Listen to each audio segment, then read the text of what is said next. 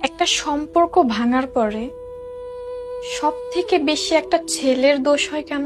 আমি জানি না একটা মেয়ে হয়ে তুমি এত সুন্দর একটা প্রশ্ন করবে আমি আশা করি নাই। ছেলেরা না নাম্বার ওয়ান গুছায় মিথ্যা কথা বলতে পারে না, নাম্বার টু তারা ফ্যাক করে কাঁদে ফেলতে পারে না, নাম্বার থ্রি ভনিতা করতে পারে না, নাটক করতে পারে না। সম্পর্ক কারো একার দোষে ভাঙে না, এক হাতে তালি কোনোদিন বাজে না, দুই হাতই লাগে। তাহলে মেয়ের দোষ কেন হচ্ছে না? শুধু সবসময় ছেলেরা খারাপ, ছেলেরা চরিত্রহীন, ছেলেরা লম্পট, ছেলেটা ছেড়ে গেল কেন হইতেছে?